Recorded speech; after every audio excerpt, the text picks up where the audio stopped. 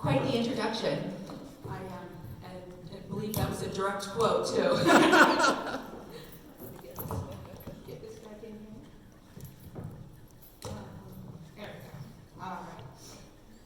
So my name is Emily Garnett, and I am 34 years old now, and living with metastatic breast cancer. Today is actually the two-year anniversary of my diagnosis with breast cancer. So it's, I don't want to say a special day, but it is a day that, you have to quote someone much more famous than me, a day that will live in infamy, at least for our family. So I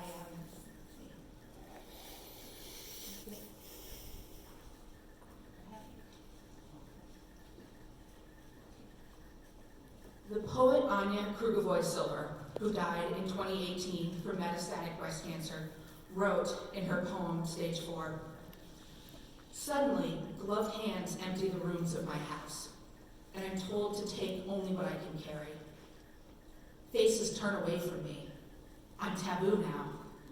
The boat I'm set inside is crowded with others like myself. They come from their own cities. Cautiously, we take each other's hands and trade stories. We learn of the lucky few who return, who are able to cross back over. And in time, their shame comes to be known as victory. We use words that once embarrassed us: courage, prayer, miracle.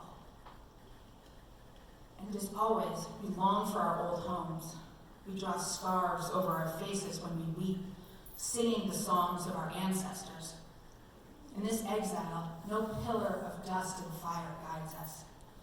Our passports have been stamped. Our wrists and collarbones have been marked. When we see less clearly the gardens of our former lands, still, we are together, friends. We know what our beloveds do not yet know. We see through each other to the lapping silence beyond the Milky Way. 2 years ago today, on November 9th, 2017, I was diagnosed with breast cancer. Earlier that week, my husband and I celebrated our 5th wedding anniversary, and we celebrated our son's 2nd birthday. Not 2 months prior to that, we closed on our first home in northern Westchester, where we live now, and finally had moved out of our cramped New York City 1-bedroom apartment. Yeah, with a 2-year-old. We had been trying to have a second baby. I was 32 years old. A few weeks prior to my diagnosis, during a routine physical, my primary care doctor had found a lump deep in my right breast. She sent me for an ultrasound, just to check things out. In the morning of the ultrasound, my husband, son, and I drove to the appointment. My husband and I had essentially the last normal conversation of our lives, while our little boy babbled away happily in the backseat. I went into the ultrasound, and as the exam went on, the tech became quiet. And she paused and brought in a radiologist, who then immediately ordered a mammogram. After the mammogram, she immediately ordered a breast biopsy.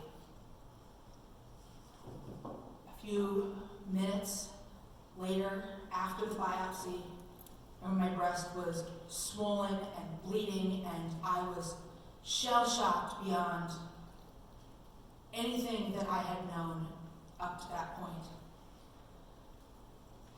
The radiologist brought me into her dark office with slides of my breast on the wall.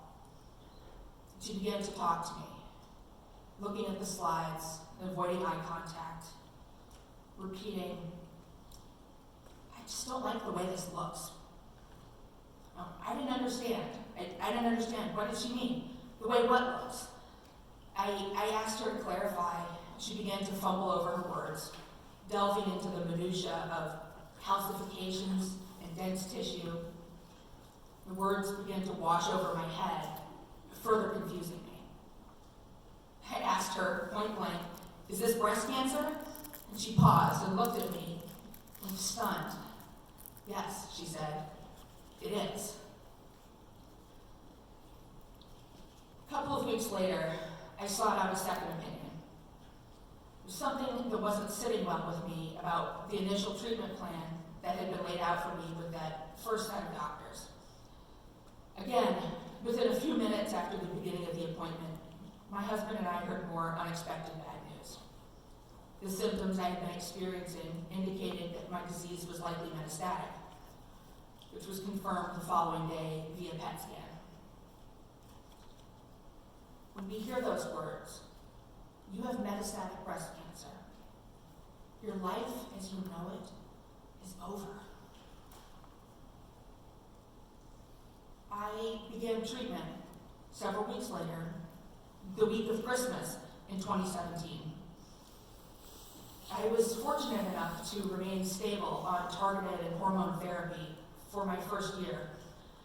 I had extensive metastases to my bones, but each respective scan that I had that first year indicated, positive results, that my disease was regressing. However, as anyone knows, their first year with breast cancer, particularly the first year with metastatic breast cancer, that year is not without its struggles. For me, I was put immediately into chemical menopause, and then 9 months later, at a time when many of my friends were adding babies to their families, I underwent a total hysterectomy. Then, after a year, my first line of treatment stopped working. The disease in my bones progressed, and I switched treatments into a clinical trial. Less than 3 months into the trial, I began experiencing some unusual headaches, which I mentioned to my oncologist, which led to a brain MRI. You know where this is going, in which 2 small brain lesions were found.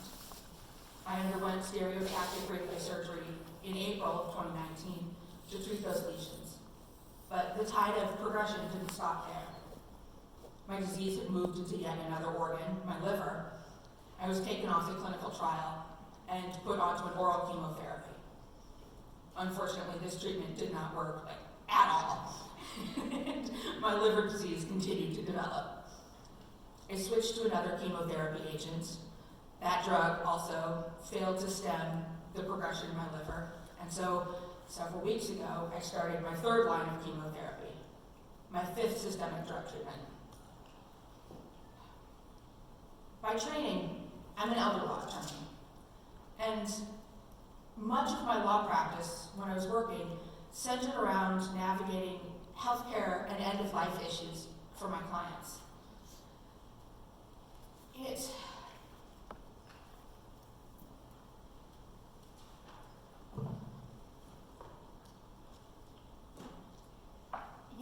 in the time following my own diagnosis, I realized just how difficult, how isolating, how hard it is to understand what is happening to your own life. To say it can be confusing or overwhelming or unbelievably frustrating doesn't even cut it. I'm accustomed as a professional to organizing these issues and making these decisions for my clients. And yet I still found myself drowning. At every turn, I didn't know what I didn't know. And as I found my way in this strange world, I began to see the breast cancer awareness campaigns in a very new, very different light. Nearly without fail, I began to see how these campaigns failed to include people like me, those of us who are metastatic, those of us who are young and metastatic, those of us who are parents and metastatic and young. As Anya Silver said, faces turn away from me. I'm taboo now. And I felt that. I felt that in so many spaces. And we need to do better. We need conversations about breast cancer to always, always include conversations about metastatic breast cancer.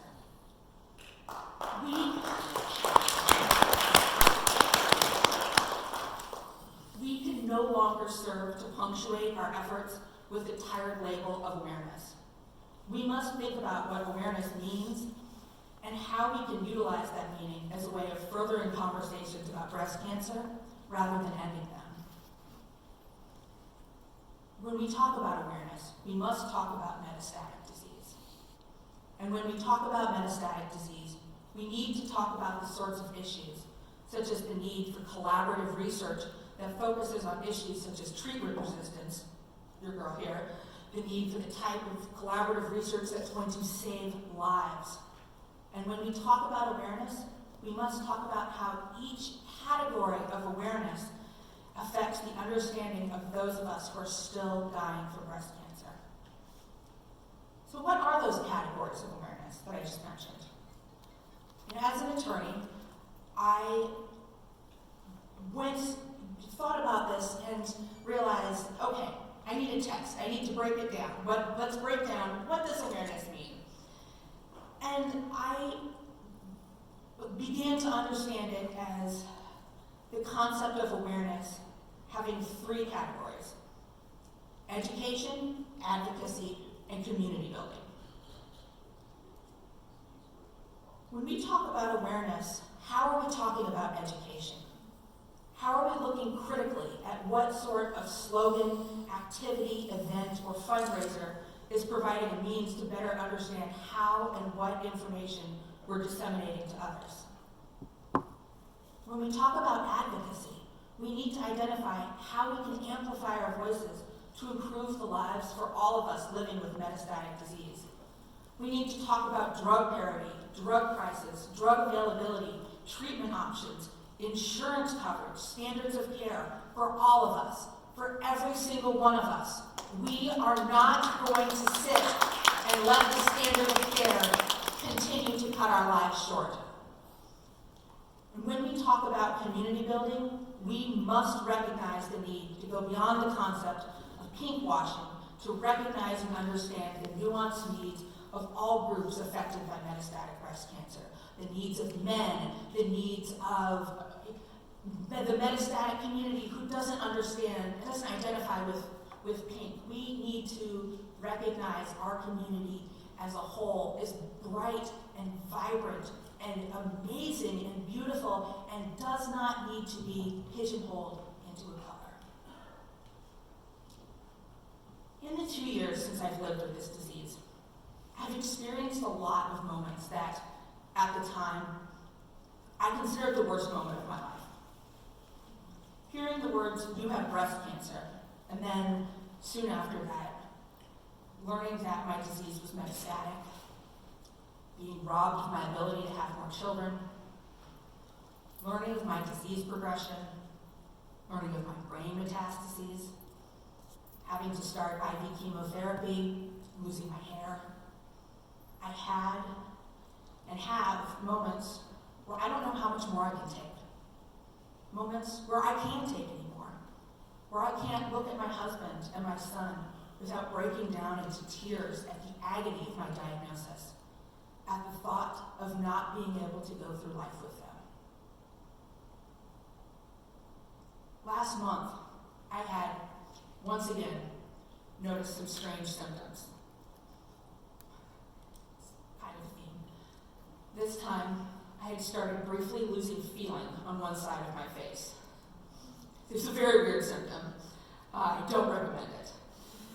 Knowing that I was scheduled for my 6-month follow-up brain MRI, I pushed the face numbness to the back of my mind until I no longer had the luxury to do so. When I received the MRI results a few weeks ago, I found a new, still worst moment of my life. I fell deeper into the depths of the crevasse of life with metastatic breast cancer than I ever thought possible, I ever thought would be me. That newest, worst moment of my life, rewritten once again. My disease had progressed into my cerebral spinal fluid and meninges, and I had developed leptomeningeal metastases. Historically, this development carries an exceptionally grim prognosis. often months at best. I've actually spent the last week in New Jersey receiving proton radiation therapy to my entire brain, spinal cord, and central nervous system. And my husband and I drove back late yesterday afternoon, and we'll be back again next week, same time, same place, for more radiation to basically half my body. I can't tell you how this disease is going to continue to play out in my body. Unfortunately, the things that we know are not indicative of a positive long-term outcome. I recognize this, and quite honestly, I hope that others will recognize this as well. This is my truth. I often find that when I speak frankly about some of these more extraordinarily difficult and heart-wrenching aspects of my disease, I occasionally receive pushback from others. Now, I know that it's pretty likely that metastatic breast cancer will kill me. I'm 34 years old now. I've lived with this disease for 2 years. I've had significant progression to organs that are very important to my living. And I would like to see my son go to kindergarten in the fall of 2021. Yet, I recognize that statistically, that's somewhat of a stretch. But I'm often told that I need to be positive, that positive thinking is going to skew those statistics. I'm told to have hope. I'm told to have hope. And what does that mean? That hope, that desire beyond reality that the tides will turn. I often whisper the word miracle to myself in the dark before I go to sleep, as a prayer heard by no one but myself. That word does not provide me the wafer of hope that I need. That hope is a sea change, the hope to live as an outlier, years longer than my prognosis indicates. It often feels like trying to win a down payment in Vegas. It's not a hope I can hang my hat on, it's luck. And the part of what is hopeful about those of us living with this disease is what we do with it. We have the hope of now, of our individual and collective voices to demand more for ourselves and for all of us living with metastatic breast cancer.